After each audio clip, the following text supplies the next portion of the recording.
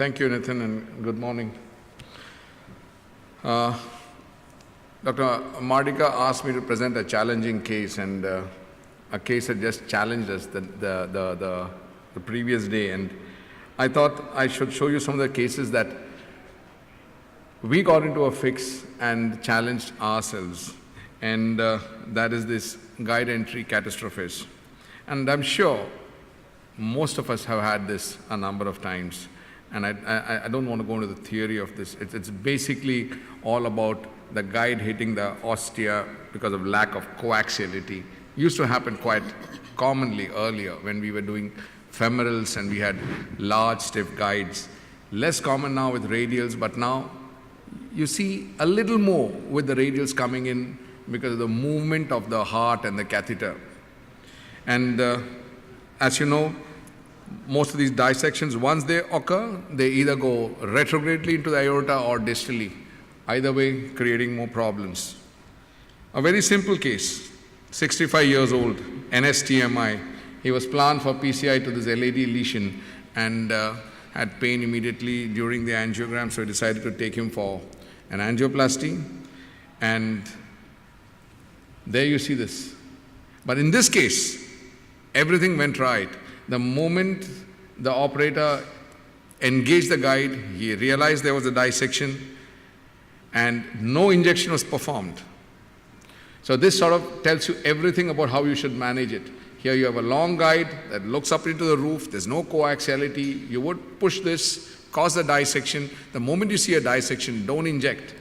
Put the wire inside. Once you get an access into the coronary, then you inject, see what's going on, and you realize that this probably guide is a larger guide for this particular patient, and pushing it caused this dissection. So we immediately wired both, and of course, in these situations when you have a patient who is hemodynamically unstable, LM stenting is a challenge, but then you go and do that, hopefully get a good position, especially in this eleocranial view, you can see the ostia properly, stent that, and you get a result like this. This shows why we got the dissection in the first place. If you have a look at this, you look at the guide that's going down, and the moment the operator pushes this, you get this dissection over here. So at this point, we realized the patient still had pain, that we must remove this, went femorally, got a good coaxial guide inside, and then you see the dissection is going into the circumflex, and that's causing the pain. So we decided, of course, we got to open the circumflex ostium, at least seal the entry point at the circ, try to do a tap stenting there, got it there, finally deployed it into the circumflex ostium, kissed it like you do for a normal LM distal bifurcation case, and put an IVUS, realized that the LM stent was underdeployed, went and post-dilated that, got this result, decently good, flowing, but the patient still had inferior wall ST changes and pain. That's probably because of a tear probably that did propagate distally into the obtuse marginals over there. But at this point, I think we decided enough was enough and left it. Yet another case. 48 years old female with effort angina, positive TMT, a routine radial angio. Now you look at this angio, very interesting. This catheter remains there, and the heart sort of goes up and down, and the tip of this catheter is sort of hitting the wall of the coronary artery and keeping on scratching it. And that's disaster waiting to happen. And you don't realize that because you're doing a routine angiogram, and the next shot is this. The force of injection with that movement gets a spiral dissection, uncontrolled, going right distally. You can see it actually going down the coronary ostium. And this is again the biggest problem. You see this, you get scared, you pull the catheter out.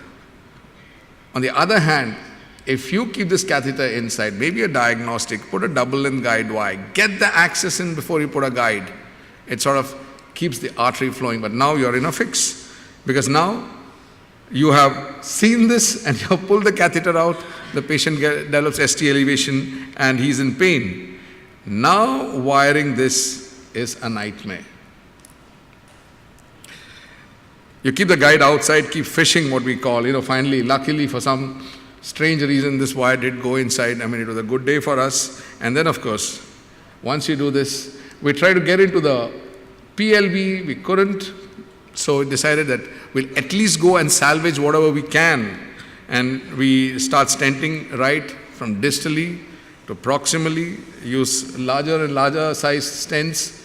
You metallize the coronary artery and you get this sort of a result. But if you see this dye stain into this is probably caused by the antegrade spiral dissection and also with us trying to push the wire to get into this. We decided again, when to leave, when to stop is again a major decision. At this point we decided we're going to get out and stop this. Yet another case, very simple, 71-year-old man with effort angina and a positive TMT, routine angio, done. We planned for opening the circumflex and the LAD, mid-LAD. A very simple case. You're taking him up and you see the first shot has taken place. Again, the same milieu that we talked about before. A down-going left main, an up-looking catheter. And here, if you see very carefully, there is something there, but you don't see that. And then you go ahead and you do the next shoot and boom, that's what happens. And if I can play this a little slowly, you can actually see the tear. You see the tear happening there? And now you see the tear going retrogradely into the coronary ostia. Goes there and there and there. With the force of injection, it just seems to propagate proximally.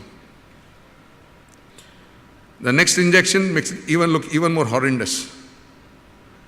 And you do this cranial view and then you can actually see the opening at that particular point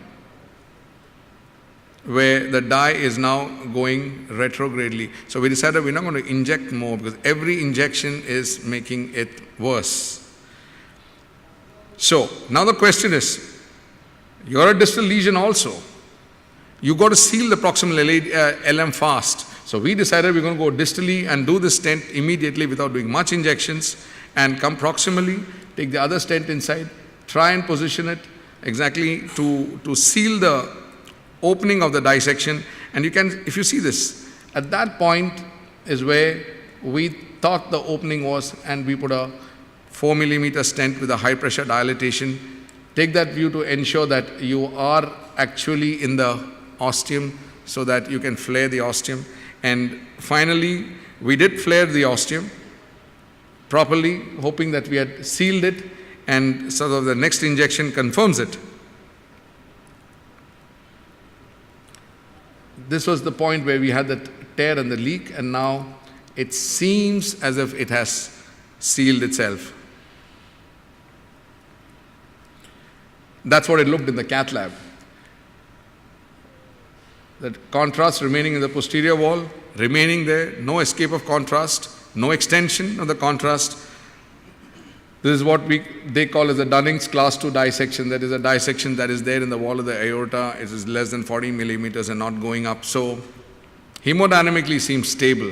So then we go for this wait and watch policy, hoping that this does not extend. Patient remains stable. So the next day we took him up for a CT angio, and then this is a volume rendition. If you see, there is this tear in the posterior wall, and it's remaining. It has not migrated up. It has not gone distally, and thankfully it remains so. And you see the coronary ostia stent there, and this is the dissection. Well trapped in, not going. And this is a run from superior to inferior. That's the aorta. As you go inferiorly, you see this dissection that's there in the aorta. And here it looks scary because it looks as if then nearly 40% of the aorta is dissected. And that's where the coronary stent is placed. Seems to be a good placement in all this hurry. And that's a coronal view coming up. Again, you see the same thing. The dissection there. and the stent here, pretty well placed. At that point, patient thankfully did well, and that was a time we heaved a sigh of relief and got over. And then at some other times there are these cases. The patient is planned for PCI, put in a 6F guide, and the first shot, this is what you get.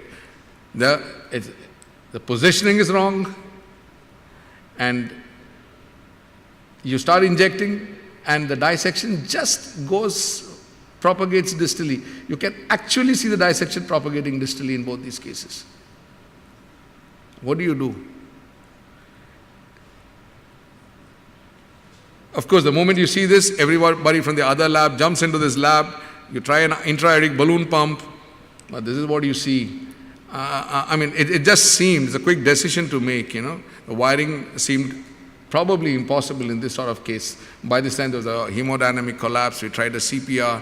Luckily for us, the second theater, the case was, CABG was just being taken in, and we pushed the patient out, took him inside.